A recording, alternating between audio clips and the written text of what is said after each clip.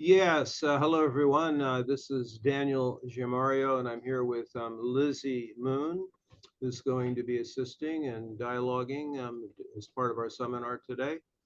And this is day two of our yearly September Equinox presentations. And this is a totally different topic than yesterday. This is going to be an open inquiry, basically, into the election and the key players that are involved in the election scenario happening right now. Um, what the intention here is I've selected 10 horoscopes. And so this is going to give some resources for you all to do your own investigation into this. I'm going to be looking at the charts from the perspective of our paradigm. The latter part of our seminar will be just my own, well, we'll look at the intent of it, the possible scenarios, and navigation suggestions.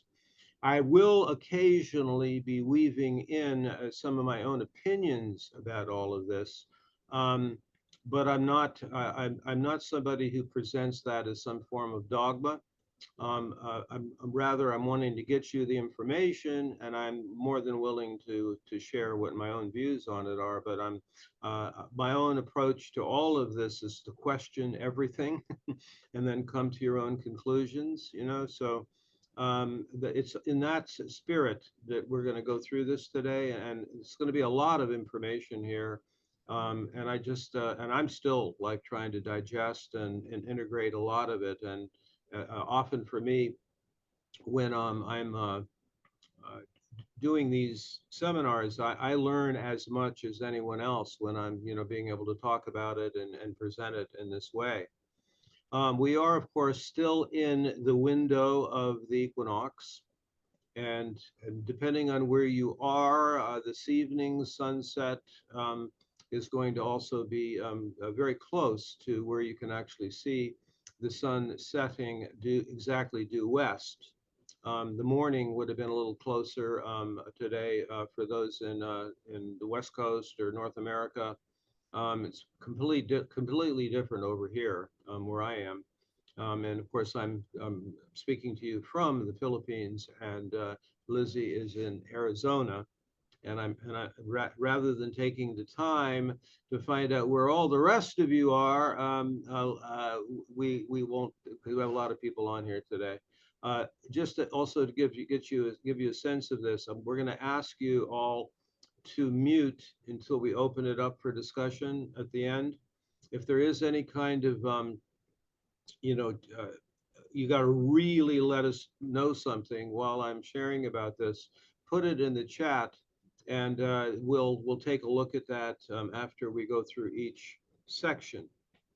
So I want to maybe begin here by we're going to first look at the U.S. chart, the way I look at it, and then also the election day. Let's just look at that first, so we have that as a reference before we get into the 10 charts. Okay, just making sure you see that. 2024 September Equinox Seminar number 2. Look at the key players, but let's first look at the election chart. And this could be done at any time during that day. I just decided to make it for 8 p.m. Washington, D.C., because it would be probably around that time, if the election goes on as planned, whatever that plan is, that it'll be around that time that a lot of knowledge will be had as far as what happened on that day. And just notice a few things there, that it is a Capricorn moon. I think it's important to know that during the day of the election is a very extreme out of bounds moon that's happening on that day. And just a reiteration that we happen to be right now, the world happens to be in the extreme point of the lunar standstill season. So whenever the moon is in late Sagittarius or early Capricorn, late Gemini, early Cancer, it's extremely out of bounds, like 5 degrees beyond the ecliptic. Um, that's been a major part of our school for a long time now, that what happens with out of bounds moons during the lunar standstill which is 2024 and 2025. Um, we'll all just notice a few other things. Venus is moving up there to be very close to galactic center. Actually, that evening, the moon will actually be covering galactic center. And it's only during the lunar standstill season that the moon actually can physically cover galactic center. The sun never does. Um, Also, a couple of other things you might notice here, and which will, just to keep this in mind as I'm speaking about this, the Mars and Leo position, but also Jupiter at 20 Gemini, more about that in a moment. And then also notice the position of the nodes of the moon, 5 Aries, 5 Gemini, 5 Libra, and keep in mind, before we look at this next chart, the US chart that I use, which is the position of Chiron, 2013 Aries. So let us now look at the chart of the United States. Now, a lot of different, there's other opinions other astrologers have about what chart to use. For a variety of reasons, and partly because I found it so effective to understand what's happened in the last few years. I use the rectification of the chart that a lot of people use, the July 4th chart, and it's slightly rectified by Dane Rajar. And for one of the main reasons that I trust this chart, other than the fact that it's really been working incredibly to get a sense of what's happening to the United States currently, is the fact that Rajar himself had almost the same situation with the Aquarius moon and Sag rising. In fact, his ascendant was like the same ascendant as the this rectified U.S. chart. Whether or not all the signers were there at that point, I actually trust that it was actually a Masonically backdated chart intended to be this chart. So this is the one that has sort of an esoteric significance. The vlogcast that I did with Lizzie, that's in the current newsletter, I go into, it's something we can discuss actually near the end of our seminar today, which are the three main areas of where I perceive shadow or unconscious areas of the US chart. And certainly one of the areas is all the Cancer planets. And we discussed in that broadcast how that's Venus and Jupiter in the underworld, and a lot of transits are happening to that part of the chart next year in particular. Also, I mentioned about Jupiter and Gemini. There's a couple of months actually, including up to the few days before the election, where the current position of Jupiter is on within a degree of Mars, the US Mars at 21 Gemini square Neptune.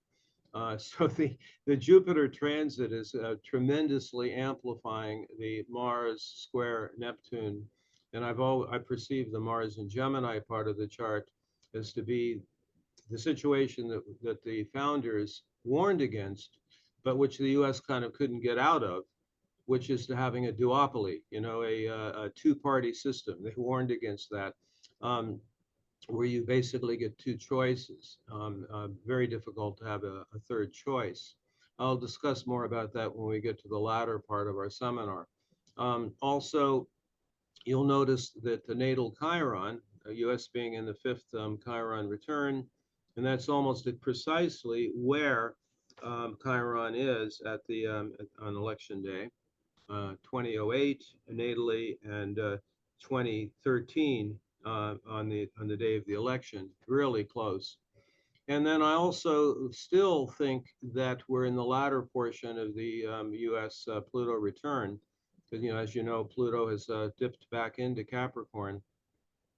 Also, we discovered, or I discovered recently, it was brought out in the vlogcast, that actually the progressed Pluto is 29 Capricorn, which is where within minutes of where the transit of Pluto is right now. So those are just certain things to keep in mind. Also, before I forget, I mentioned about where the nodes are. We'll look at the midheaven and the IC, 2 Aries, 2 Libra. This chart didn't put the icon of the IC in, but it's so just over the next few months, there will be the exact alignment of the transiting nodes on the midheaven and the IC of the United States chart. We generally look at about an 8-month window for at least to a person's chart of a nodal alignment with the axes of a person. So if we use that 8 or 9 month window, then the U.S. is already in the transit of the nodes to the midheaven IC axis. So all those things are in play here for the U.S. and election day. Now, our intention here is to go through 3 groupings of charts. And here's the 2 here. You have this as a reference also, putting the election day chart together with the U.S. natal chart. You take a look at that. You can have that for reference. You can see the chironic connection, Jupiter, Mars, and Pluto, and then the nodes that I was mentioning about. Mars is coming up to be conjunct the north node of the U.S. All right. So this, as I mentioned, there's going to be 3 groupings, and I could have picked other charts to have a complete team of the main players, but I had to limit it in a little way, in a small way. So we're going to first look at the red team, okay? So and I've chosen to look at Trump, J.D. Vance, and RFK Jr. Certainly, we could have also looked at Shanahan, but I had to limit it to 3. So let's start looking through those.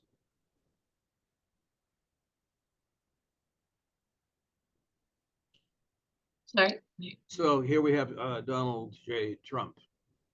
And there's a lot of really interesting things here relative to the U.S. chart, and as well as also knowing something about this natal chart.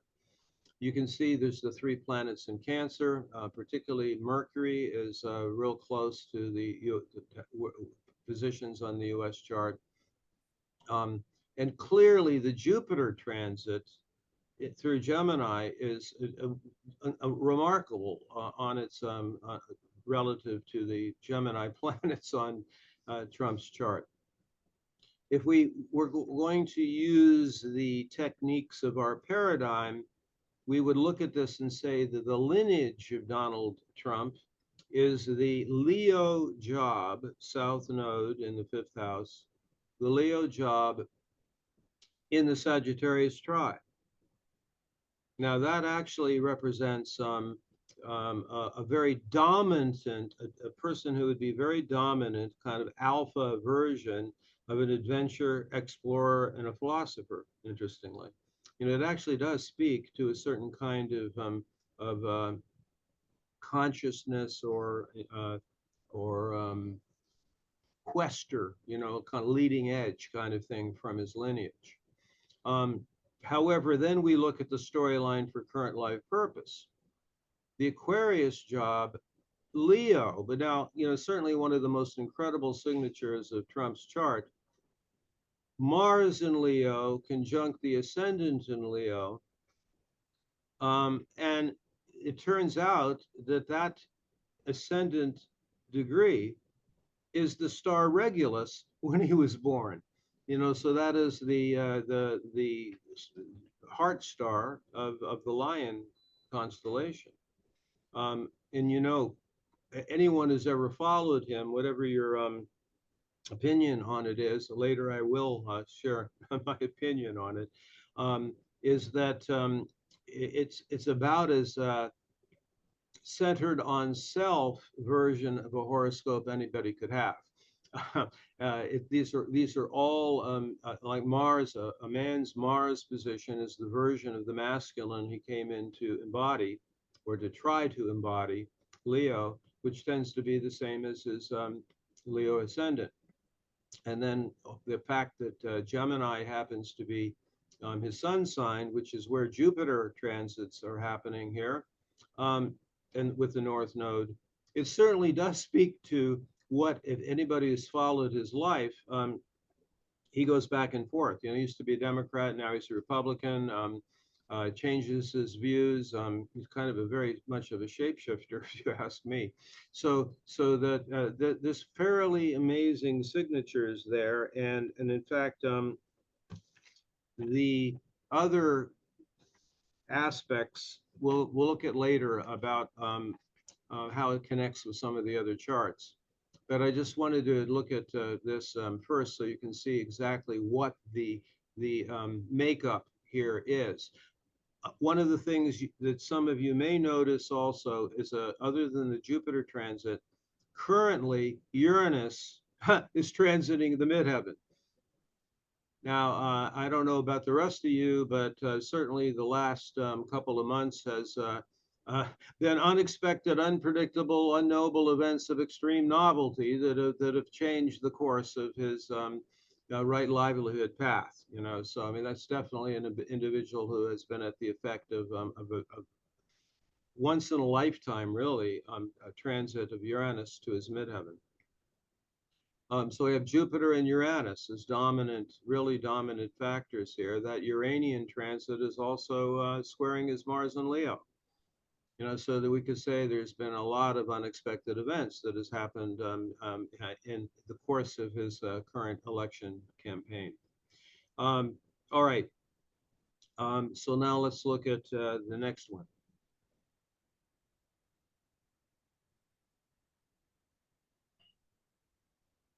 So one of the things I always do when I look at a chart, and I didn't mention this when we looked at Trump's, is to see where these individuals fall into the timeline of their lives. I mean, for example, Trump at age 78 has actually entered into his Venus and Mars returns, which is an interesting thing. Not Venus, his Mars return. So he is in the time frame of the most dominant Mars return a man can ever go through, and that's the 25 months surrounding the 79th birthday. So it will be exact, Mars will be exactly where it was when he was born, when he turned 79, but he's already in that synodic Mars return. So that just places the Mars and Leo very much on the front lines. But here we're looking at Vance. Now he's 40. And what you can notice there is also the prominent Leo positions. Sun in Leo, Venus in Leo, Uranus to Venus and Leo. There is a Venus-Mars conjunction between his chart and Trump's. But you'll also notice as a man, he has Mars in Scorpio. Now we're going to be talking about the Scorpio element when we look at some of the other charts. Also, you'll notice the Libra moon on his chart is conjunct Pluto. So if we looked at the storyline, he had the Cancer job at the Libra tribe from the past. And that would refer to a lineage that was really pretty much a kind of an ordinary family relationship path. But that's very, very different in the current life, where he has the Capricorn job, North Node, on the midheaven with Chiron and Virgo rising. Now, what I've noticed is that for individuals that have the North Node in the 10th house, that they're actually intending in the current life to be in charge, if we can put it that way, to actually be running the show. Capricorn job in the Virgo tribe, which is way different than the Cancer job in the Libra tribe. The other thing, being age 40, it turns out that he is in his Venus return. So this is the time period where that Venus in Leo position is at its maximum strength in a 5 times 8, 8 Venus returns. And on August 2nd, he was exactly at his Venus return. In other words, Venus would have been in the sky exactly, almost exactly where it was when he was born at the time of his birthday. And that's what makes it a synodic planetary return. It would be very curious if we were to go more deeply into this chart to be curious about what is actually happening currently in his relationship life. But it would seem to me when I look at this that he and Trump probably do have a pretty good chemistry with each other, is what I would suspect. Okay, let's look at the third one we put in here, because he's now on the team, which is RFK Jr. Very intriguing chart. You'll notice also Mars in Scorpio, conjunct Saturn. He also has, if you'll notice, Pluto at 24 Leo. So that places actually his Pluto position very close to the Mars and the ascendant of Trump. And meanwhile, quite astonishingly, the moon is in Cancer, 13 degrees. Now, what is that 13-degree Cancer? Well, it turns out to be the same degree as the US sun. So there's a moon-sun conjunction between the US chart and RFK Jr.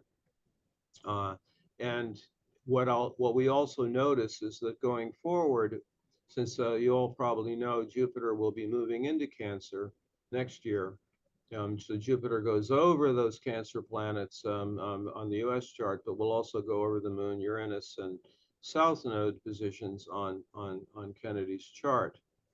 He also happens to be in a Pluto cycle to his Mercury. If you look at Mercury at 29 Capricorn. And also, without getting in, doing a huge digression on this, if you've been knowing what's happening to Kennedy in the last week, you can see that reflected, I think, in the fact that he's born with Sun Venus conjunct in the underworld, and Mars and Scorpio conjunct Saturn, and he's been really quite disclosing about how, to what extent in his life he's been a quote unquote bad boy, I guess you could say, who's had any number of different investigations with women, but also his previous revelations, which he's been very honest about regarding his drug use and things like that. What I do notice, though, and I'll just bring it in right now, I'm not really sure, and you'll notice that Trump has not put Kennedy anymore on the same stage with him. So, Tulsi Gabbard and Trump Kennedy and Gabbard are out there speaking, but I don't think that there's that much comfort by having two alpha types on the stage at the same time, and actually, it would seem to me that if Trump really did want to win, he's got to use Kennedy in a different way, because basically to not sort of be a competitive thing with each other, which is what I think is going on. I could very much be wrong about that. So there's a lot of alpha energy between all three of these, where the Mars and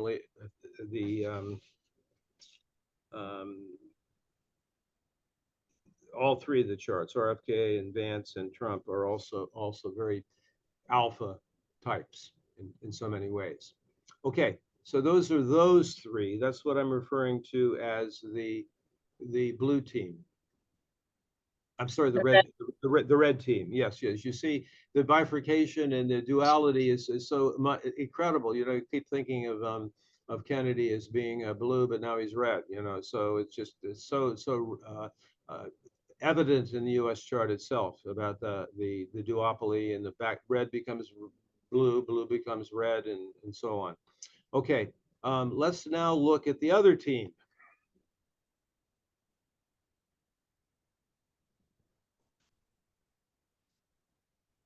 Yeah, that's totally.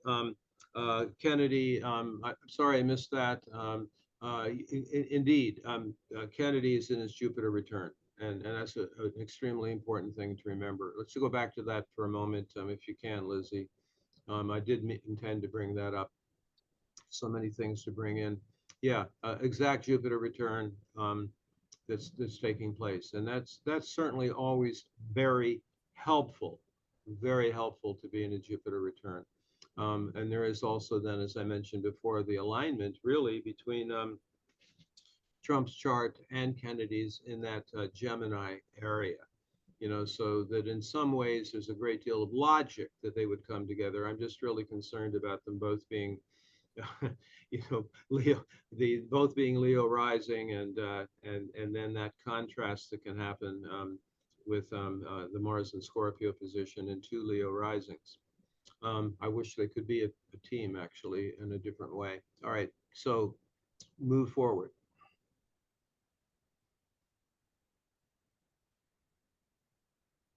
Now, I'll just bring this in about her chart first, and that is those both that she and Tim Waltz are both at the same life phase. They both are 60. They both have moved already through their second Saturn return. Um, and the signature here, she has in fact, right now, to me, is a Gemini ascendant. Yes, Jupiter is near the ascendant. This is the Jupiter cycle to her ascendant and North Node. So clearly you can see from that transit that this person out of nowhere has been expanded, I've always perceived her as very much of an Amazonian type. The Aries moon, very strong on that chart. Um, the Jupiter conjuncting North Node and ascendant, but also there's a Pluto, Uranian, and Pluto square Mercury taking place. Actually, we could even look at the Sun conjunct Mercury as still being within a Pluto circuit to that part of the chart. And the Uranian effect is also pretty prominent here. Mars and Leo. And so I think that is a person who's very much done a great deal of her, quote, sacred marriage work, where she's now at this point showing up as Leo, Aries moon. But also we have that shadow side of Gemini rising, where you can shapeshift into whoever it is you want to be. And there tends to be that Gemini thing and combining that with Sun and Libra, being able to tell people what it is that they want you to say, to say kind of like a silver-tongued devil kind of thing, to be able to change your views back and forth. Who is she really? It's hard to tell, quite hard to tell. And then the Venus in Virgo position could easily be considered to be the most difficult part of her whole chart. Pluto, Uranus conjunct Venus in Virgo, opposite Chiron. What actually is her sacred work? Who knows? I mean, it's hard to know. What I've noticed with this kind of a chart, to know what they really believe. What is it they really believe? And whenever there is a Gemini feature strong, that tends to be the case. Think of so the two more prominent Gemini moons that we've had on the political stage, and meaning Barack Obama, and meaning also John Kerry. Who are they all really? And actually, if I'm remembering correctly, I think Putin also is Gemini. So there's, I think remember that correctly. I did a whole thing on all of those characters on the world stage. Now, if we look at Tim Waltz, The next one. Also, just having passed through his Saturn return, that here's someone whose chart is incredibly dominated by Pluto currently. Pluto conjunct the moon, conjunct the midheaven. Previously in his lineage was the Sagittarius job in the Aquarius tribe, which it kind of reminds me in some ways of Trump's, of the lineage of having been more of like a very mental dominated explorer, adventurer, philosopher kind of thing. But the biggest challenge on this chart is how to come into the physical, how to come into the body. That's a Taurus rising, and Taurus, Mercury in Taurus, Taurus rising. Whenever we see the contrast between an old Aquarian part and then the new Taurus part, and including even Mars and the Sun conjunct within 10 degrees, which is Mars on the other side of the Sun, that means Mars in the underworld. The feeling I get about his chart, this is a rather difficult time for him.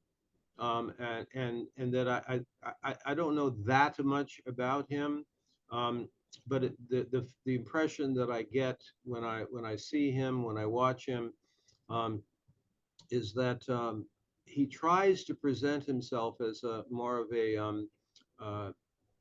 sensitive, sort of soft kind of guy. But in my sense is that he's actually a kind of a repressed, trying to be alpha kind of guy. And so therefore that it comes out in a, almost like he's wearing a mask of some kind, which is I think he's going through a great deal of stress right now, if we can tell it from the chart here. I sometimes get the feeling it's like, what have I gotten myself into when I get a sense of him.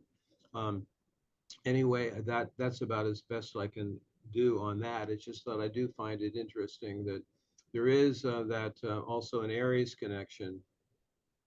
It just occurred to me to bring this in now that I'm presenting all of these to you all. We're all doing an open inquiry on this together. That there is the Aries moon of Kamala Harris that is close to the Sun and Jupiter, particularly the Jupiter position on Tim's chart. I would imagine that might have been looked at if there was any astrological advice that went into the creation of this team. And we do know that they do have their astrologers. We do know that happens on that side also.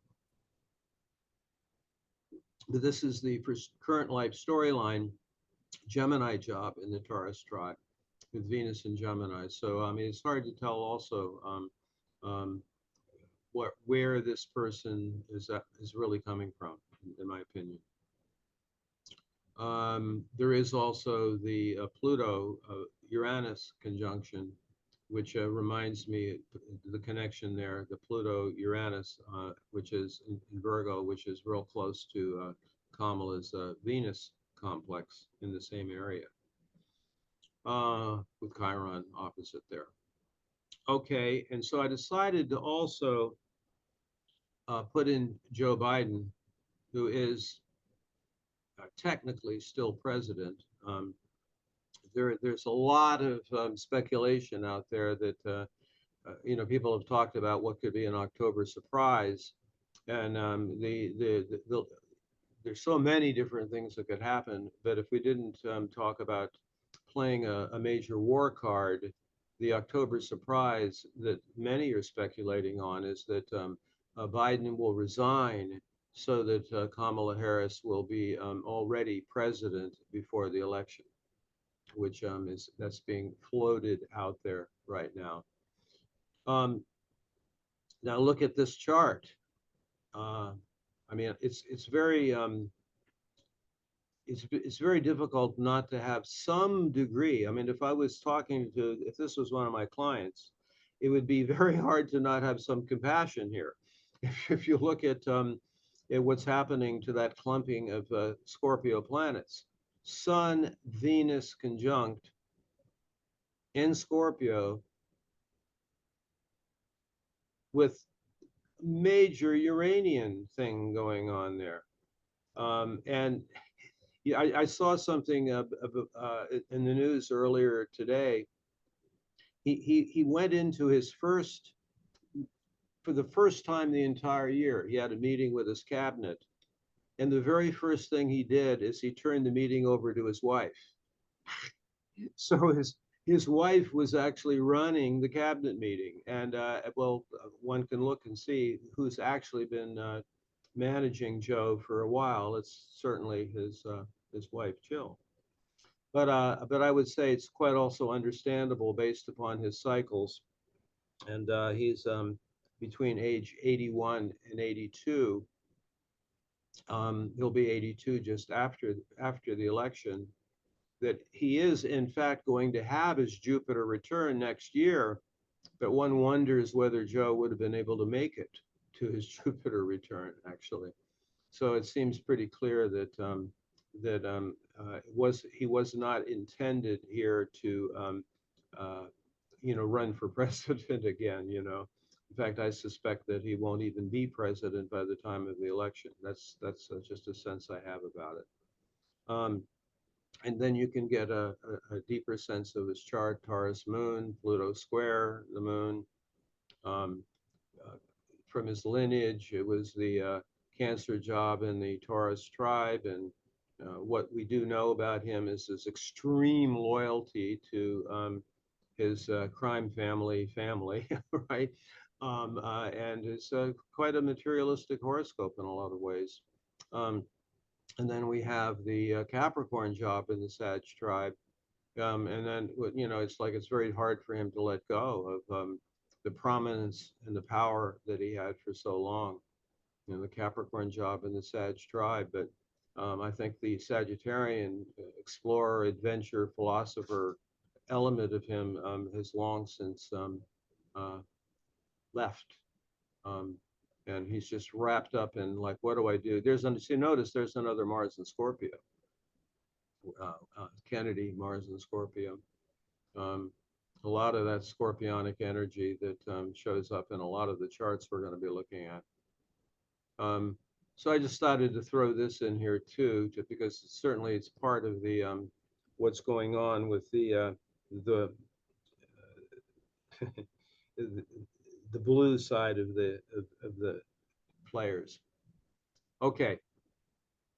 Now, though, I think we want to look a bit at 4 other charts here that could well be more important than these players on the political stage.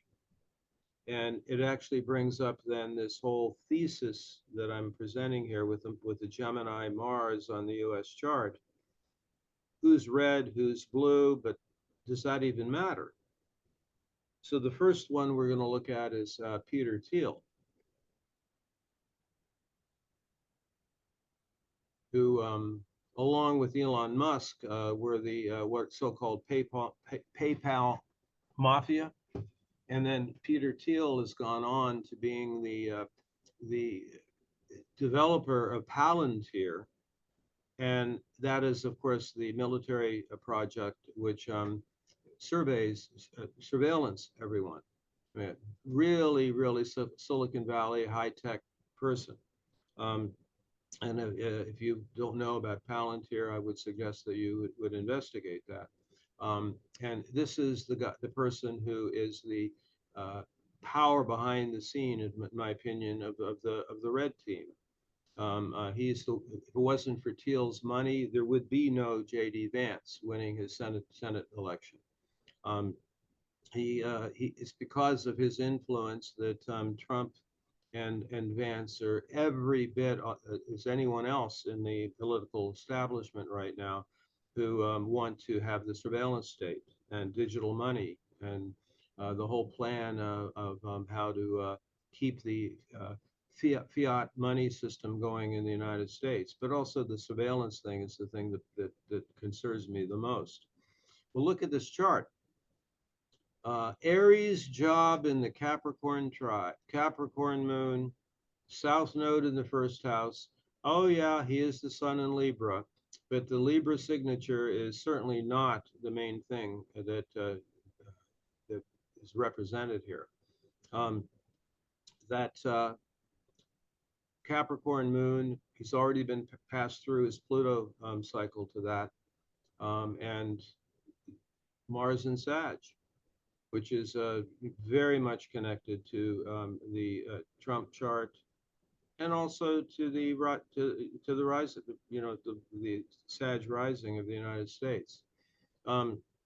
Venus in Virgo, conjunct Jupiter. Obviously a very smart guy. But look at the Mercury in Scorpio. I personally, I'm just giving you my opinion right now. This is just how I look at it, since I have researched Peter Thiel's life. He presents himself as being a Republican, but he's really a technocrat. And then I think that's really one of the themes that I'm wanting to present here, that it's actually a technocratic control behind both parties. And I think that it could clearly see that on this particular chart, that that's what he's into. Even Cancer on the midheaven and Libra rising, it's like his own version of Cancer, of connecting everyone, through a global surveillance system that he is in charge of, actually.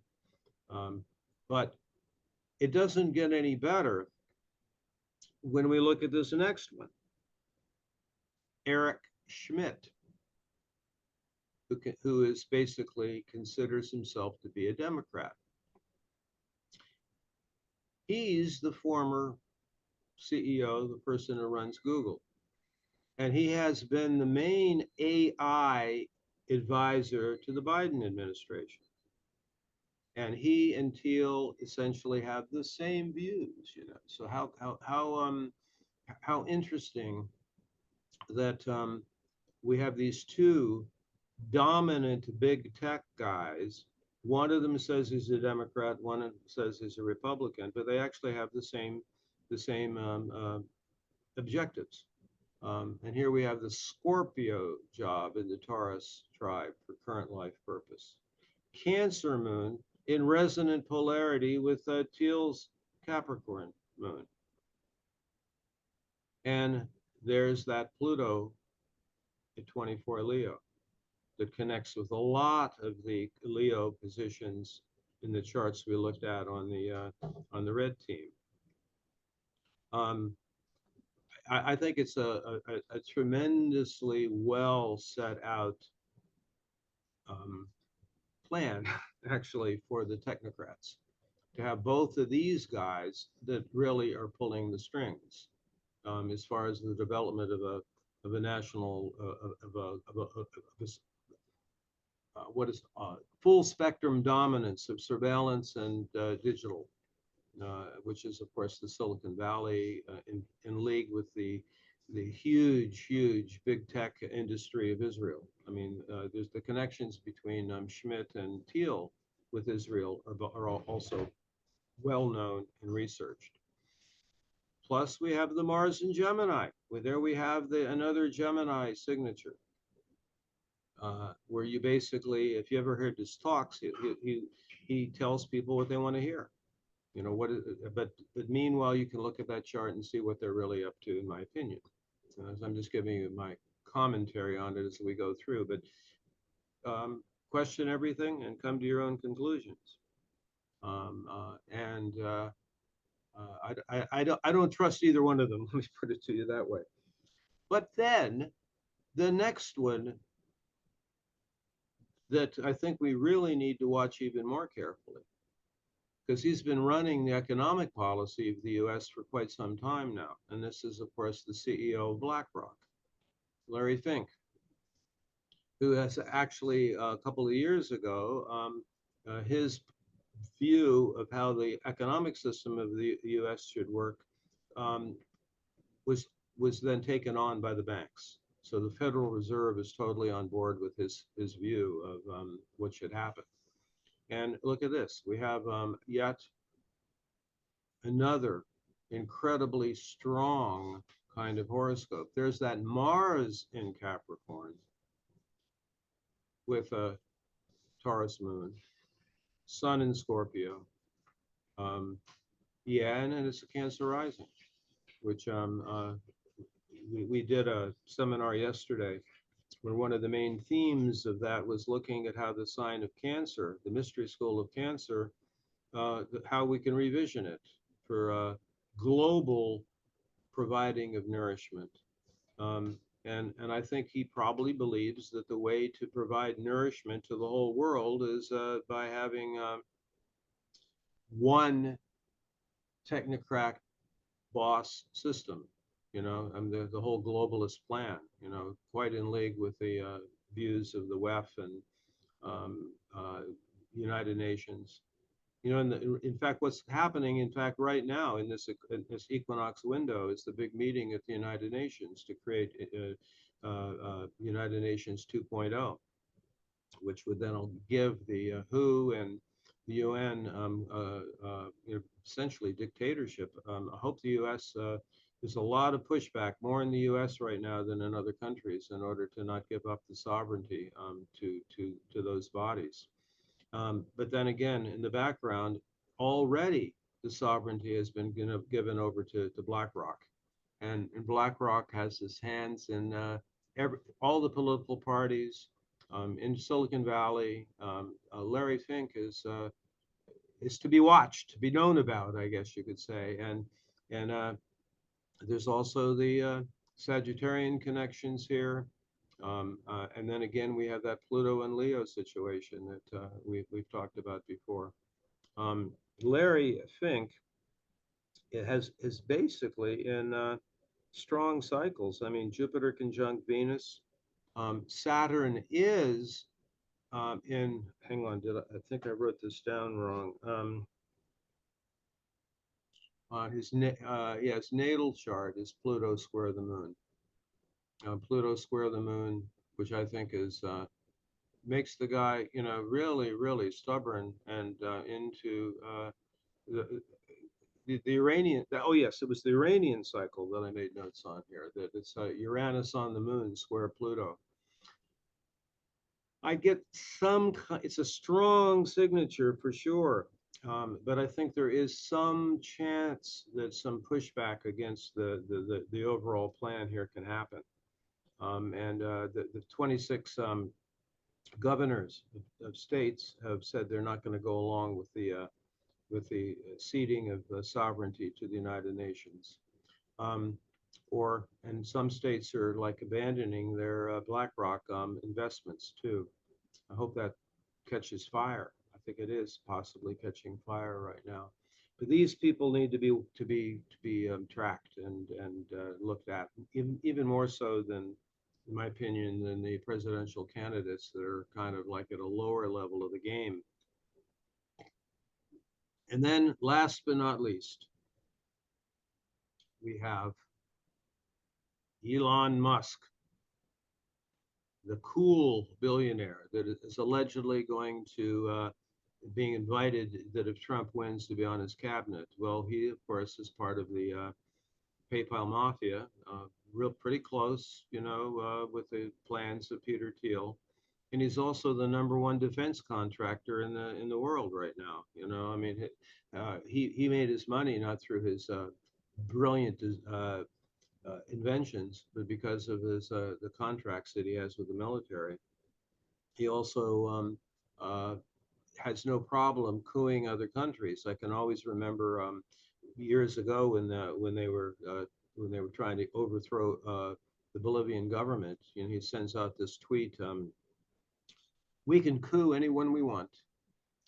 And he basically, the Starlinks are designed to enable the military. It's the main reason for them, in addition to ionizing the atmosphere for the the Internet of Everything, and I'm sure you all know that he wants to put a chip in everyone's brain. So the way to combat AI is to have better AI, which there you can see some of the other signatures here. Another Cancer rising, the alignment between that chart and some of the other ones we looked at, and he's the only Mars in Aquarius also, and so basically to me he's the epitome of the shadow of Aquarius, with technology. He's a technocrat also. They're all technocrats.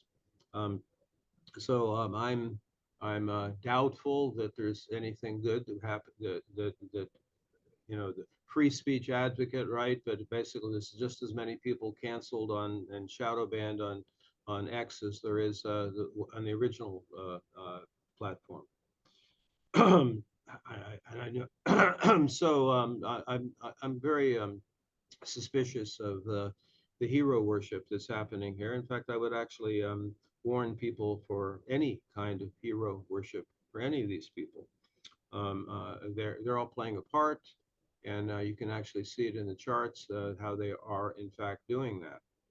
Particularly when you know that it's actually a technocratic situation that's taking place, not red versus blue, blue versus red. So that actually goes then into into the shadow material on the U.S. chart. The fact that it's a duopoly, who's red, who's blue, it's all about the election, when in fact every candidate, every one of these candidates, and that includes these ones that are behind the scenes, are all into war, into the military budget, into supporting Israel at all costs, no matter what they do. And to me, it's an example of the lack of empathy, the lack of what cancer can really be, which is really caring about all the children around the world, and to not perpetuate the eye for an eye, tooth for a tooth kind of thing that's been going on for 5,000 or 6,000 years. We need a new way forward. So I'm going to make a commentary here. This is just my view right now. I'm not like trying to say what anybody else should do.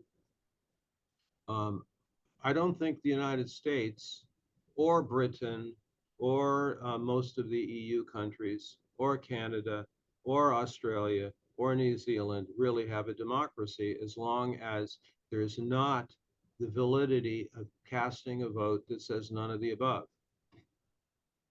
Yes, it's true. Like the UK election, 60% of the population didn't vote. Now the control of the parliament over there is from a candidate who got 30% of 40%.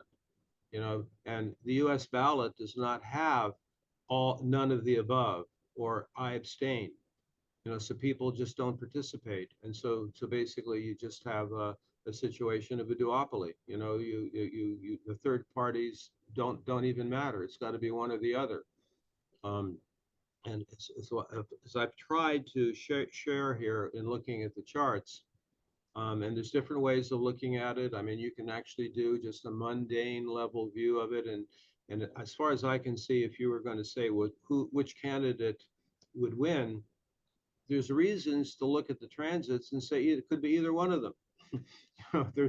I can easily see how a mundane astrologer might say, well, it looks really good because of the Jupiter transits for Kamala Harris. So you could also say it looks really good for some of the transits that are happening on Trump's chart. You could do that. But my own view is that as long as there's not a way to have any power to say none of the above, then it ends up becoming like choosing the lesser of the two evils, and then what you get is evil when you do that. Now, I'm not suggesting that people not vote. I'm not. As a matter of fact, I'm hugely in favor of local elections. I think it's extremely important that in your local area, you get the right people in school boards, you get the right kind of constitutional sheriff, that kind of thing.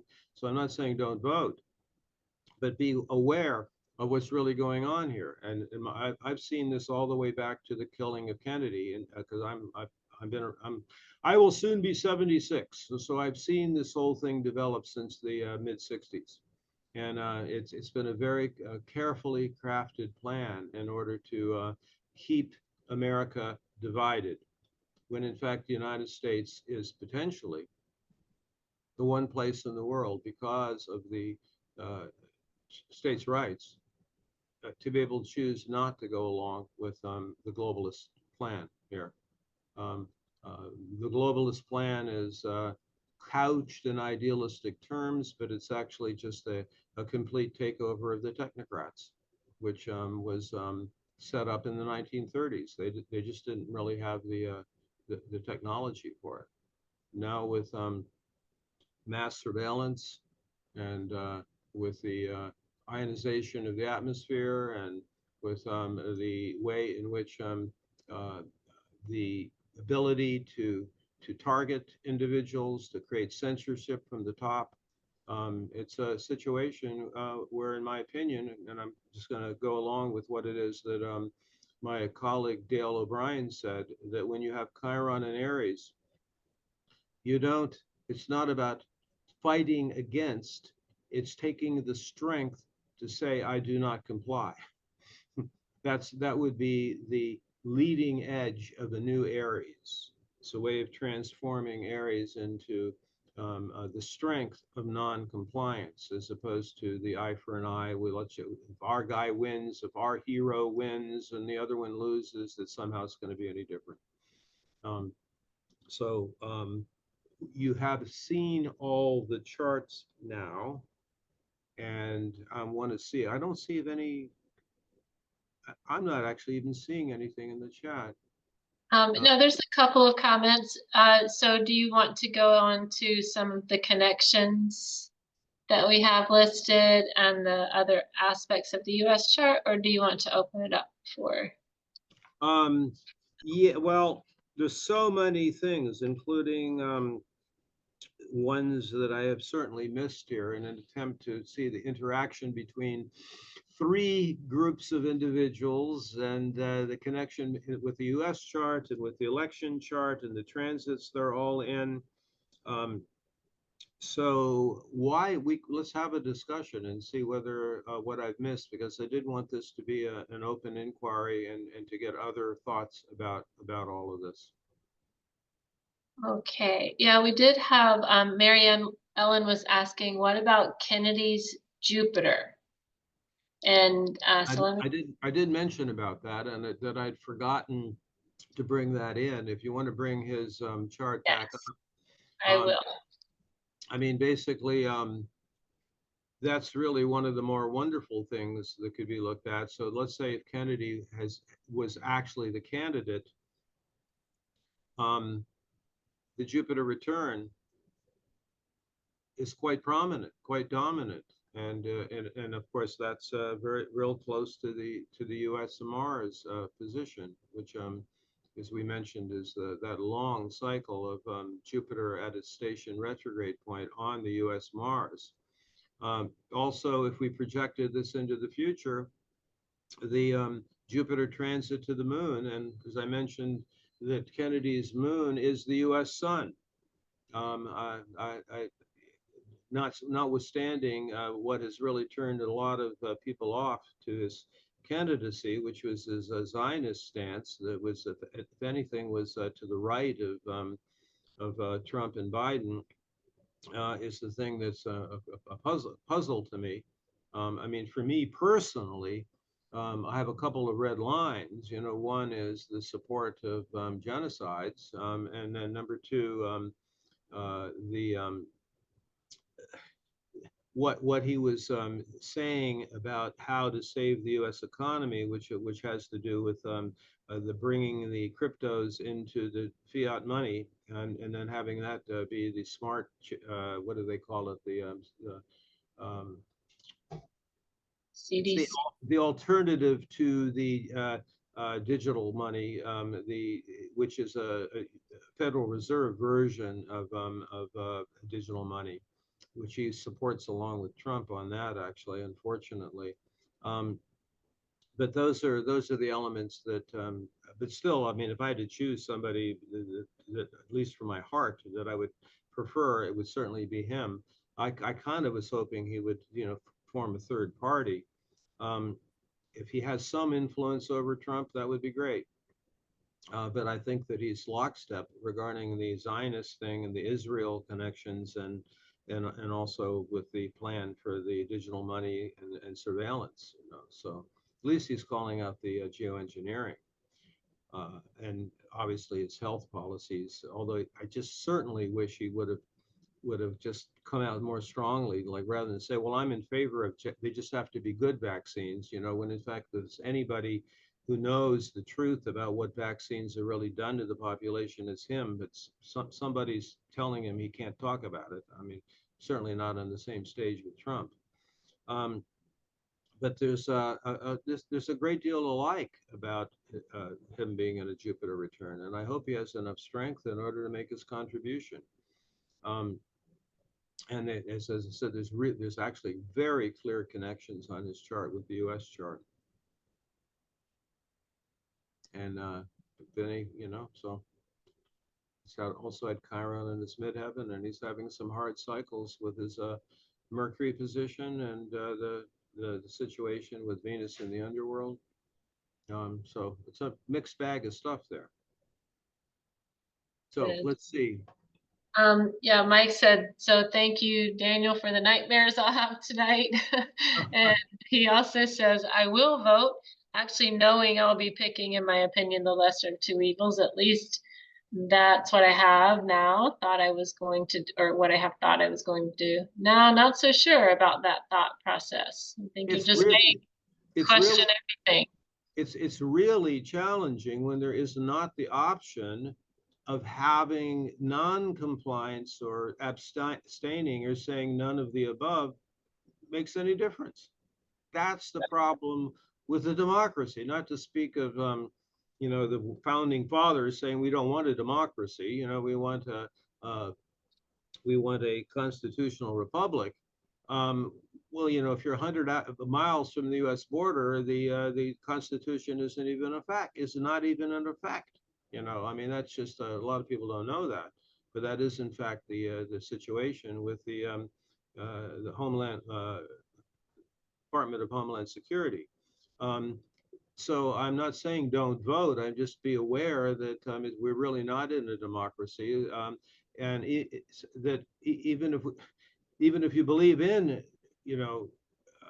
how a democratic system could work, and what Elon said about what I don't know if you all know, he put out this tweet where he said that, yes, if I was in charge, we want a republic, but with only white rich men can vote, and we're not going to let any women or other people who are not with enough testosterone to vote. That's his idea of what he would like to establish, if he was in charge. So I don't a lot of that. Hopefully that will be a piece of information for if there's any Elon fanboys out there. So Daniel, I'm a little sarcastic, so I just have to say, look, all you got to do is smoke a joint with Joe Rogan, and people will buy whatever you lay out there. But anyway, okay, so Gary Beckerman says, I have been hearing that the U.S. election itself is going to be problematic with no clear winner for some time. What are you seeing concerning the potential for violence surrounding the election? I think I felt for a long time that if the powers that shouldn't be, and I'm not even sure who they're preferring at the moment. I mean, it takes me back to what happened in the election where it looked like Hillary was going to win. And they basically called this little meeting about a week before at the Bilderberg meeting, and that's when they decided who they were going to select. It sometimes comes down to the last moment before, how, because they could throw it any way they want. And a lot of people don't know this, our voting machines, there's all this talk about this 4 years ago, 8 years ago, nothing was done. An Israeli company is the owner of the voting machines. Yeah, so it could happen. I would say that it could be, if the election is allowed to happen, and there could be any things that happen with the October surprises. If it looks like the selection isn't going to go the way they want, they'll just institute what's called a continuity of government. There'll be there will be a martial law. There will, be in war. I mean, the same thing that happened in the Ukraine. That actually Zelensky called off the election.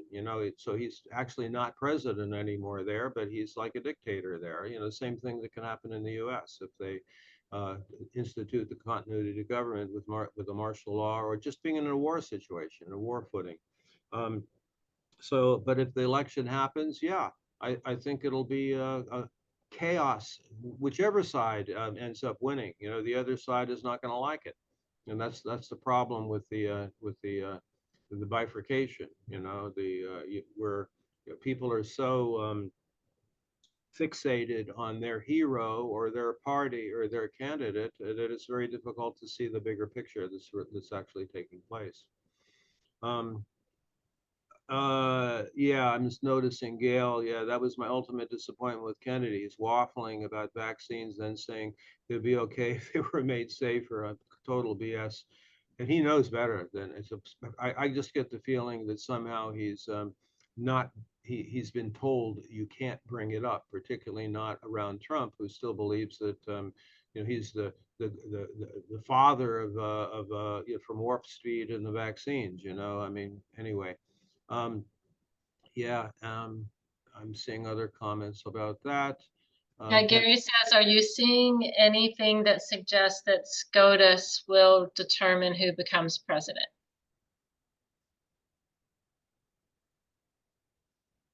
Possibly. One of the things that would happen is that if there was a none of the above or an abstention on the ballot, neither of these two would get 270 electoral votes, so basically it would be thrown into what is it in the House of Representatives, or that it could actually go to the Supreme Court for sure, but now if the election happens, it'll just boil down to a few swing states, and that'll, just like it happened even in 2016.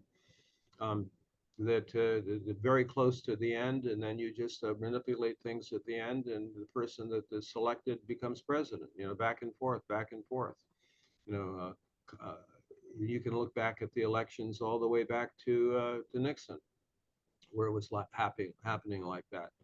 I can't get out of my mind what happened in 1968 during the Uranus-Pluto conjunction, where I can remember being in the basement of my parents' house when I was home from college, and I saw the dark force descending on the Democratic Party.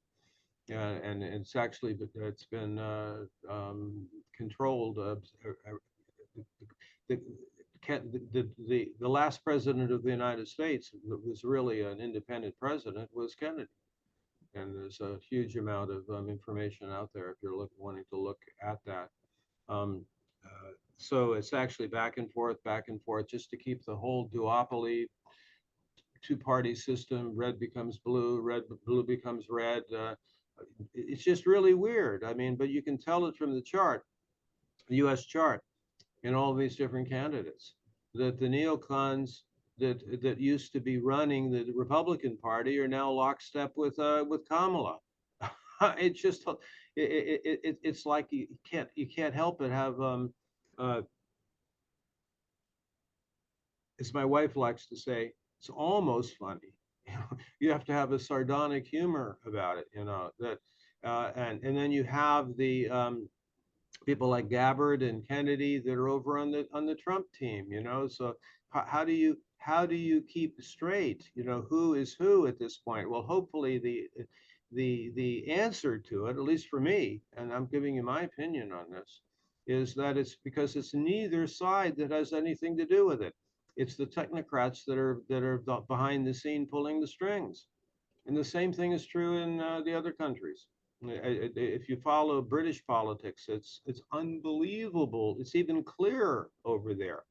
The current Labour leader over there was clear about what he was going to do, but no, we just have to get rid of the Tories, and then everything will be great. Well, no, the guy who's now prime minister over there said exactly what he was going to do, and and they have they have an even stronger technocratic censorship, locking people up if they say something is different than what the establishment says that you're supposed to be saying. I see a question. Sharon had a comment early on. All the Leo seems to me wants to go to war. The Empire returns. So it was just a comment. If you have any other comment on that, she said maybe okay, maybe do all. She also said maybe do all the Kennedy's charts. She said I'll have to do that. So anyway, go ahead with your comment.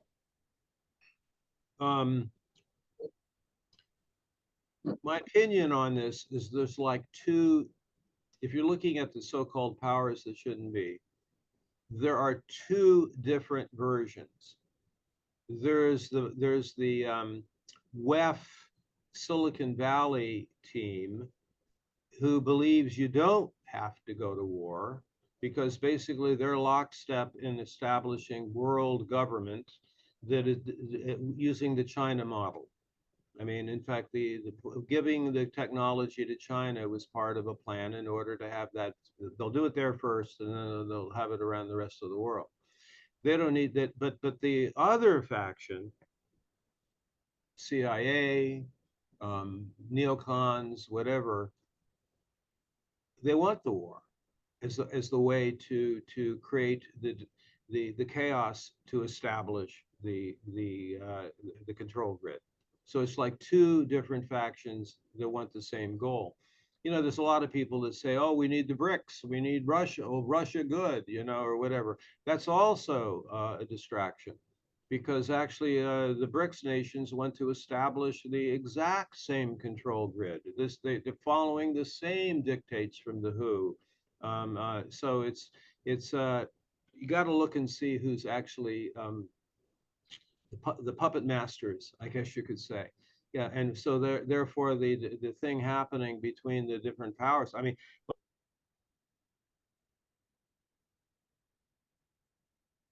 Oh, did he freeze for you guys? is that yes, there is a new world order. We intend to lead it. You know, so basically Trump is wanting to create an alternative view of digital money so that the Federal Reserve has a currency in opposition to the BRICS currency that's going to come in, you know. But from a higher octave, it's really the same plan. It's just that it's made to look like it's a battle between two different sides, when in fact it's really the same side if you look at it from the technocratic perspective. That's my view on it. It's kind of like I have to kind of say, and when I think what you're showing today is that you can take the red pill or the blue pill, but it's still a pill, you know. So you know. Our show on Unite is called Gold Pill. Right. So yeah, right. Let's take that and not red or blue. But Okay. not black pill, you know, because No. black pill is basically saying it doesn't matter what we do, you know. So Yeah, which is maybe where a lot of us are, right? So yeah, I like the gold part better. So let's see, we have one more here, a couple more, but the next one is from Kent, who says, yeah. I'm looking at that one now. I see yeah. the chat over here. Now this is I love this conversation. So I'll read it out loud so everybody can see it if they're not seeing it. Your opinion about Trump's mental/emotional illness creating of a societal contagion. Psychiatric psychologist opinions prominently put out there by Dr. Bandy Lee. I guess it really depends on what was really happening at these three now assassination attempts. If he wasn't in on it, one could completely understand why he would be seemingly a very different person now, you know, since he was before the first attempt on his life. Actually, people like John Rappaport and a few others are suggesting that it was part of a show. You know, it was basically that they do not want to assassinate him. They want to make it look like they could at any time they want. I mean, that's just one view that's out there. But I wouldn't blame him if he's not, even if he was in on it. You know, to every time you go out that you're about to be, you know, knocked off. You know, um, I'm reminded of a good friend of mine who's really into Trump. You know, so well, at least he's not a psychopath. Okay, maybe not. But then I said, yeah, but do you want the president to have narcissistic personality disorder? You know, I mean, so you know, like pick your poison on that. You know, I'd prefer to have someone who's neither of those two. You know, so there is if you look at Trump, it really very much is all about him. While with the psychopathic approach, with no empathy and no heart, who's willing to turn another eye to just to avoid a gaze when you're faced with how many tens of thousands of children are killed as collateral damage. I mean that's a psychopathic approach, not a narcissistic personality disorder approach. Um, so I mean, if if you know, the draining the swamp kind of thing, you know, well putting the people he wants on his cabinet, it's been floating that he would put the what's his name, Jamie Dimon there, right? Boy, you talk about a swamp creature, or still in combination communication with Pompey. Um, uh, Not to speak of the Elon Musk on the cabinet, you know, that completely solidifies the, you know, the Space Force and and the Starlinks. I don't know if you've all seen the it's a fantastic visual imagery of from 2020 to now, the way in which the Earth is now like a spider web around the entire Earth by 4 different companies of satellites. There's not any place. These are all low orbit satellites that have encased the lower atmosphere in this grid that's just ionizing the entire atmosphere. Who gave them permission to do that? Did we ever have a vote on that? Um, about the only ones speaking out against it are some of the astronomers. You know, you're blocking our night sky. You know, but the situation with the space fence is just over the top right now.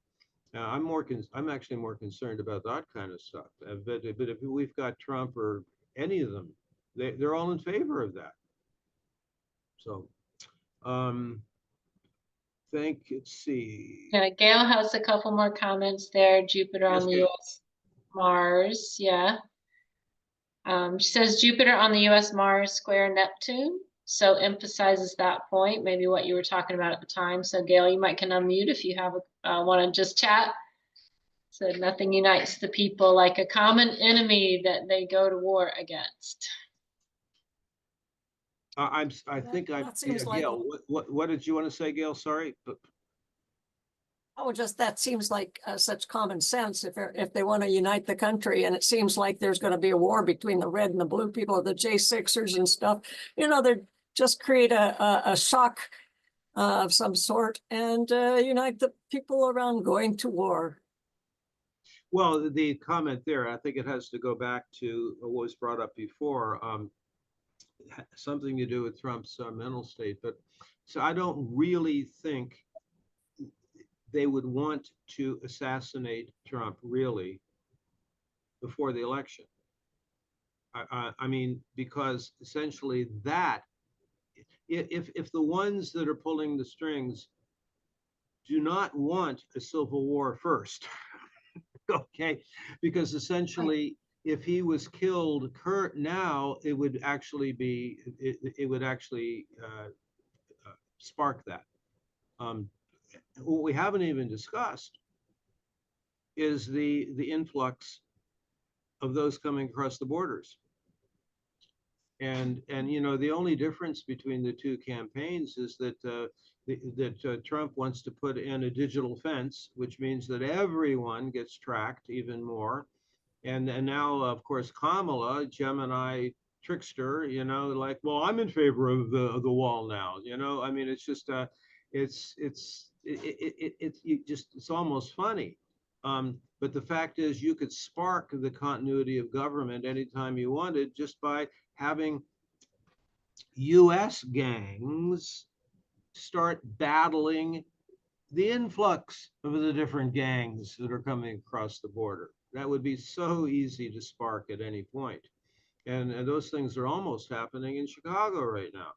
You know, where basically the resident gangs are pissed off that the gangs coming in are put up in hotels. You know, I mean, this is happening where they keep busing and flying the young males coming across the border. You know, and that's really happening.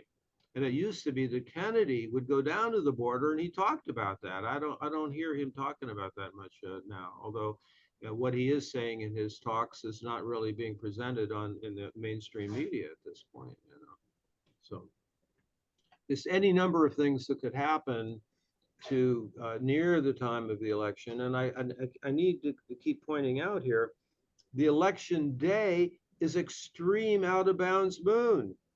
You know, so I mean, like literally, when it's an out of bounds moon, Capricorn moon, out of bounds moon, um, I've always looked at the out of bounds moon during a lunar standstill season as being actually more weird than Mercury retrogrades. That it's really over the edge as far as what could happen. Um, and I mean, I think that if the wrong candidate, if your hero doesn't get in, or if your chosen party doesn't get in, either side, I mean, if you look at over the last number of years, it's often those on the quote left that are involved in the riots and the shootings and so on. Not, they always blame it on the right, and that's not always the case. You know, so it's back and forth, back and forth. I like it is like the shock doctrine, yes. Um, and of course, then the other one, yeah, cyber attack. Yeah, they have a lot of cards in their deck about what they can do to institute continuity of government. Um, Continuity of government, for those of you who don't know, it's actually been in place since the late 60s, but it's been very much not talked about. And that is, if there is a national emergency, or if the United Nations declares a global emergency, and the Biden administration goes along with that, which they're saying they are, um, then any global emergency can trigger continuity of government. And that's basically, there was no more constitution. There's a 5-star general in Colorado that divides the country up into 10 regions. And then you have not FEMA, but you have the Department of Homeland Security is in charge. You know, I mean, that's in place in order to be switched on at any time they want. For a long time, it appeared that they might use, I don't know if any of you follow this stuff. It appears nobody would take it seriously, so I don't think it's their plan right now, which is to have an alien invasion. And so that there's been Senate meetings about that. So we have to unite the world, or we have to use the Space Force for an alien invasion. So there's so many different cards they have in their deck. And to me, U.S. news, mainstream news, the whole thing is about, the election, when in fact there's so many other things that are taking place. So just I'm saying, question everything and remain awake, and don't buy into, oh, how many times have we heard it? It's the most important election of our lifetime. Well, that's the spell. That's the spell.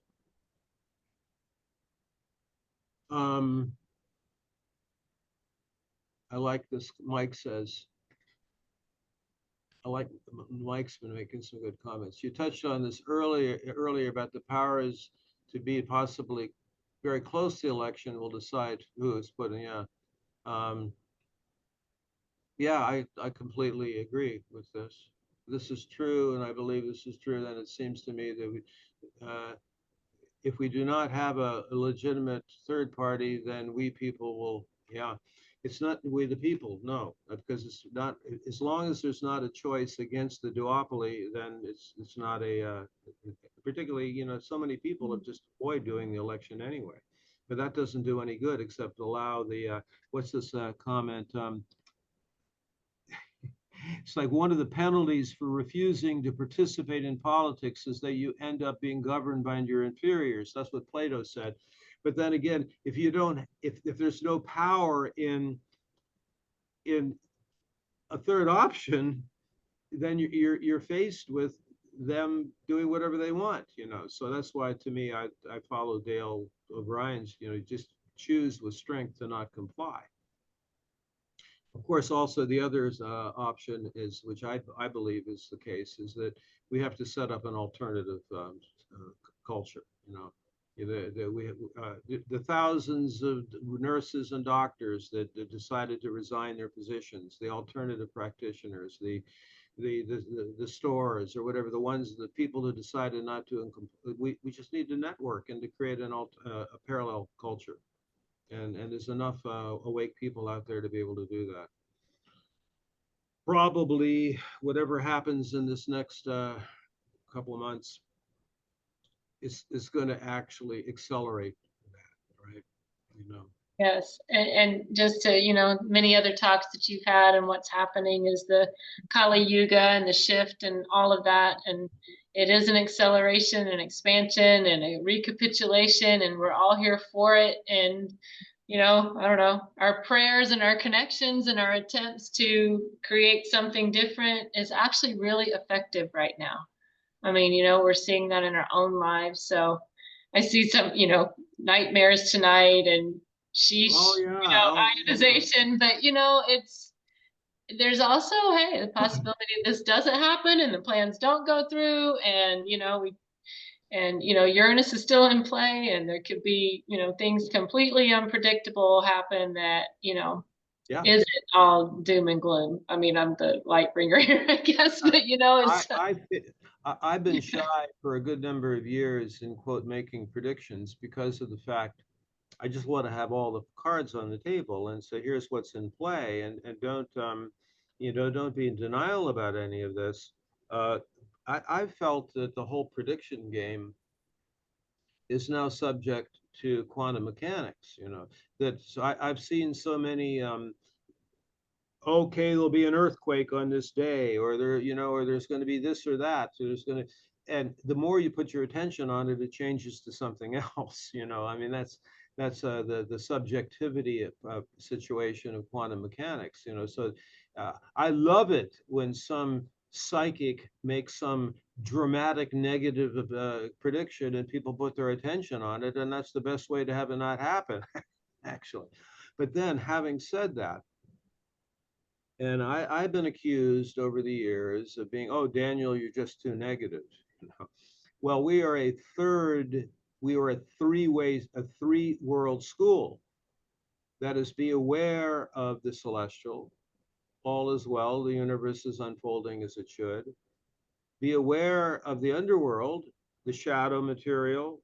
Don't be in denial about the shadow of the US. That's what I'm trying to bring up a lot by all my investigations of the US chart. And meanwhile, do pay attention to what's actually happening in the objective world. All three at the same time. Many people say, oh, you're just negative about Aquarius, Daniel. Well, let me say something good about Aquarius. I was very strongly influenced by a person named Val Valerian back before the internet, back before cell phones and all the rest of it. He put out a publication called The Leading Edge, and he was a triple Aquarius. In fact, I used one of his quotes in my book, in my first book, Shamanic Astrology Handbook. And he said that the Leading Edge Journal, by the way, it had everything in it. It had what today would be called conspiracy theories, but it also had the highest versions of spiritual practices and philosophical understanding of the earth and humans and everything else. It had everything in it. And he said at the very beginning of the journal, he said, This is an exercise in awareness. If this brings up fear, this is probably not for you. But the purpose of our time, and with an unfolding, expanding consciousness, is to be aware of all of this and to be able with objectivity to drink it all in and to not look away from any of it. We're afraid to look at it. So it's an exercise in awareness to be able to look at everything from, question everything, but to also see everything, not to split off only into the celestial or only go down to, well, this black pill, there's nothing we can do, but certainly on the middle world level, don't bifurcate into your favorite hero that's going to save the day. That's old Aries, not new Aries, And of course, Hollywood loves to emphasize the heroic thing, as opposed to the deeper nuances of the shadow. Every one of us has a shadow, the work is within ourselves to be able to take all of this in, but even more than that, it's what our school is really all about, which is, quite frankly, if you are able to know your place on the wheel, if you know what your life purpose is, it really doesn't matter what happens. You've taken your place on the wheel. Some of you are activists. Some of you are, okay, we just need to do our spiritual practice. Other people, it's like we need to do our gardens, but we want to take care of our kids. We all have our different places on the wheel. And I'm reminded of what apparently something, I think it was St. Francis said once, he was out hoeing his garden. And someone came up to him and said, "What would you do if you knew you would be shot at sunset?" He said, "Well, I would keep hoeing my garden." So just like there are people that are really dramatically fundamentalist, like, why would you bring children into the world now? Well, if your dharma is to be a parent, you bring children into the world, it depends on what your place on the wheel is. But then to absolutely know all three worlds at the same time and not to be afraid to look at this stuff and think there's even if you believe that the good ETs are going to show up and save us, how different than that are the Hollywood movies about the cavalry riding it at the last moment to save the day? No, it's really up to us as sovereign, autonomous human beings to act like humans. And if we're being real humans, if we're being violated, then you react in a natural way. You don't go to sleep. You don't say, "I'll go along with it." It's important to protect your autonomy and sovereignty, and to not buy into, oh yes, we're going to go into the hive mind. We're going to, the technocrats know best for us, and we just give away our sovereignty like that. That every spiritual teacher that I respect has always said that evolution happens through the individual, never through the collective.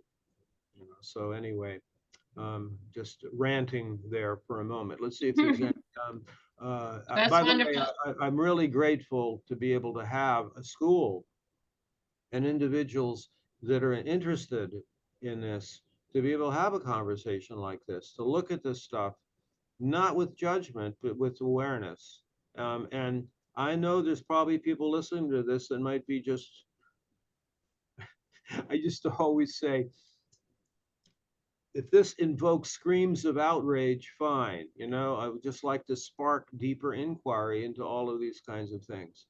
And I think I've been at this since the 60s. So I have a long view of how this has gone down, and I really have compassion for those that are in their, the young kids right now that only know it like now. And so I'm going to my dying day, keep reminding people what it's like to be able to have a freer life, not a monitored life, to have an inner life, to have a private internal space and things like that. Uh, Amen. Yeah, I just see a couple of comments here about like the word timeline split. And Yeah. it is like now we're just like, what? How are they so different? How are people, how is a way of thinking so different than what I see and what I know? And then Gail mentioned seed beings, and seed people and appreciating. I think of just this appreciation for what, yeah, the school and being able to have these conversations in a way that isn't charged and about one side or the other. It's like, let's just keep our eyes open because hopefully, what's the point? What do you always say, Gary? How do we keep our hearts open Yeah.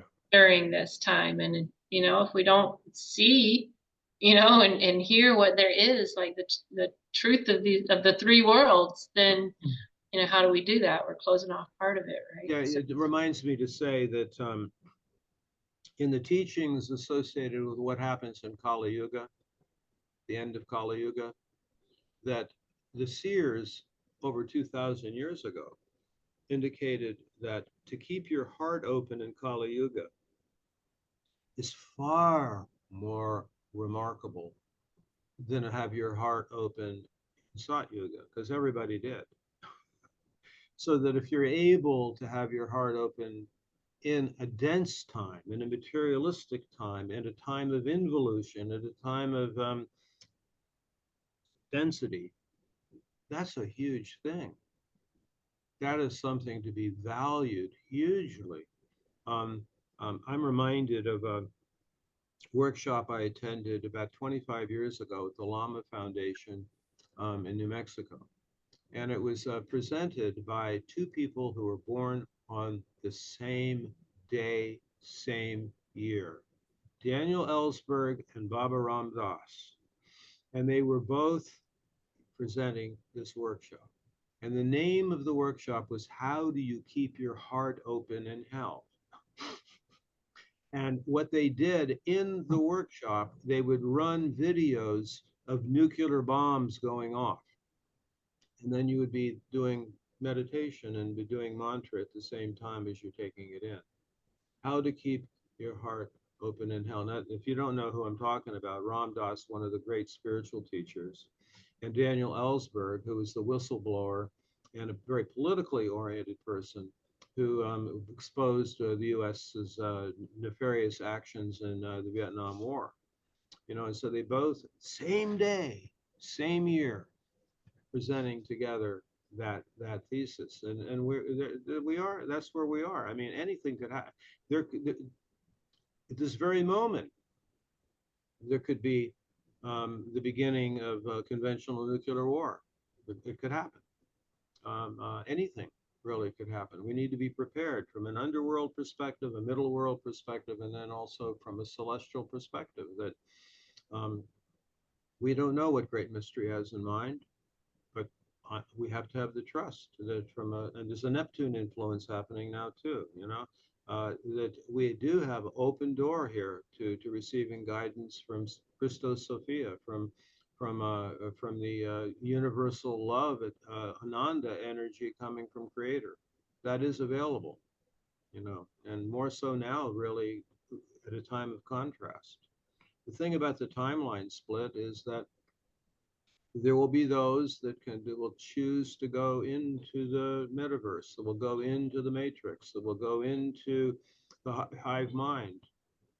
I hope that the other timeline is available for those of us that are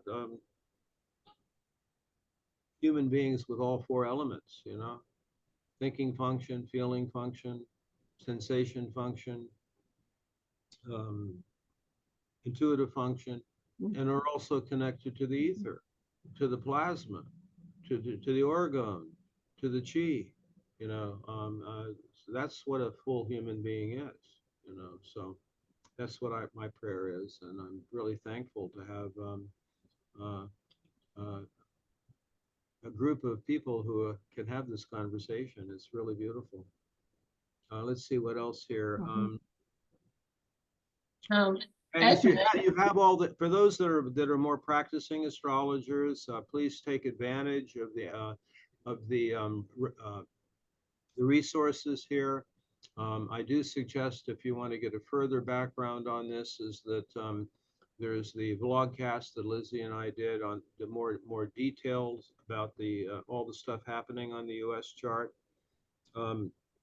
There's what we'll include as part of this seminar is the whole list of resources that we had for that blogcast that will go to for when this recording. The resources will go out to everyone who's registered for this. Anyone out there who does not get our newsletter, you can go. Yes, Gail, sorry. Remember to add James Corbett. Yeah, we actually I asked Nurai to put it in. It should be in. It should be on the website now. I'm not resending that out, but it's on there now. Yeah, I forgot to put him in. And thank you for that, for noticing that, Gail.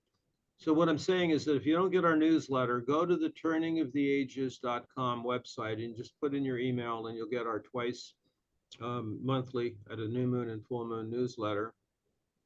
And if you're not a member of the school, I forgot to make this announcement at the beginning.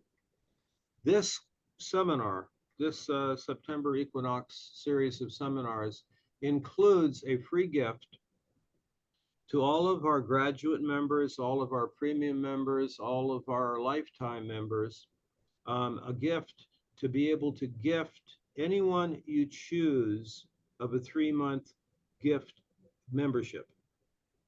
And actually, that will be for all of the people in that category that are premium members of the school, lifetime members, or graduate members. You will receive that, if you haven't already received it, in your inbox, where you can gift to anyone you want a 3-month gift subscription to our, not subscription, membership in our school. I just wanted to just remember to tell you all of that. So. And each of our quarterly seminars, we generally do have a giveaway or a gift of some kind for those, because we make these freely available, but we also welcome donations. And we certainly are mainly supported in our school through our courses and through our membership. And one other thing just for you to know, particularly for those that were on the call yesterday, we have a brand new, fully updated cosmology course that I had the great pleasure of doing together with Gemini Brett, and that is available. You don't have to take the first 3 courses to be able to take the 4th one. And it goes into the cosmology of the turning of the ages and signs and constellations, the different zodiacs, how to know the sky. I mean, so it's basically the experiential aspect of our school. So. See, well, I just want to add too, and not to go down the list of all that we offer, you just did, you can check that out on the website. But the other thing that the school does is we do have in-person gatherings, you know, and next year, the 2 will be in Arizona. The first one will be in April in Oracle, and that's our all-school gathering where we just get together and we hear presentations, and of course we get to learn from Daniel. He'll be there, and probably some night sky talking and learning. And then the next one will be in October in Faywood Hot Springs. I'm sorry, they're not both in Arizona. The second one is in Faywood Hot Springs, New Mexico. It feels like home to me because it's so close compared to Scotland and other places. But Faywood Hot Springs, New Mexico, where Daniel has designed and a friend of his helped build a beautiful stone circle there, where we really get to meet and bring in the heavens and the earth, the above and the below. It's beautiful night sky, and learn from him. And we're going to be teaching, right, the cosmology course there next year in October. So it's a bit longer gathering, week-long. There are just a couple of cabins still available. There's lots of campsites and RV sites, and just a couple of spots. So we do keep our groups to kind of a small, it's not just wide open to a big number of people. So if you're interested, reach out and get in on the list early. Gemini Brett is going to be co-facilitating with me on that. And we keep it to 22 people, which seems to be the participants, you know, and then we have our staff and, you know, the facilitators and so on. It's a great spot. It's a perfect 360-degree horizon and a big stone circle. Actually, it's the same dimension actually as the inner circle of Stonehenge. You know, so it's a great place. And plus, it's the greatest, my favorite hot springs in the entire country. You know, it's a marvelous Yeah, and pool. I just want to put a plug in. It's also one of my favorite places on earth, and it's a really easy place to camp. So even if you're not a camper, I mean, there's like the campground, just little spots that are really nice. And because of the hot water there, there's, you know, bathrooms and a shower that are available with hot water all the time. So you really don't need a lot to, it's not wilderness camping, let's put it that way. Yeah, it's awesome. So yeah, that's I think what we see here. Daniel, do you want to go?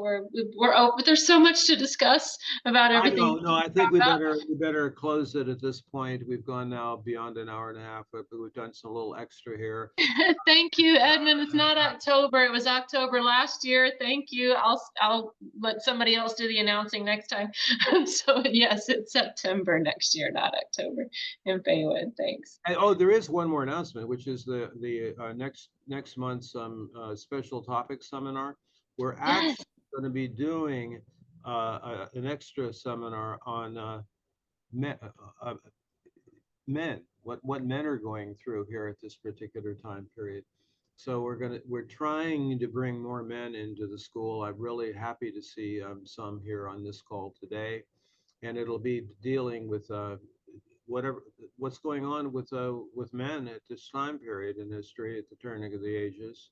And Lizzie, who has her own show with men's issues, she'll be doing it together with me, and we invite the whole story there, because our school does have a lot. It's not just for men, by the way. I mean, it's it's really important for women to know about what men are going through. And it's like when we're dealing with the masculine and the feminine principle, it's for both men and women. So anyway, that's just another thing there. It's on our calendar, and look forward to seeing a lot of you in the future. So thank you for being part of this, and I'll just say goodbye for now. Thank you, Lizzie, for helping out on this, and great to see some of our other council members here, Sylvian, and I'm not sure who else. Well, actually, I didn't even see the second screen here. Oh. Yeah, we have pages. Morgana, there's Vera Marie, Barbara Caffrey, Christopher. Oh, wow, a lot of names I don't know here. Great to see all you folks. Okay, good for now. Bye, everybody. Thank you. Mhm.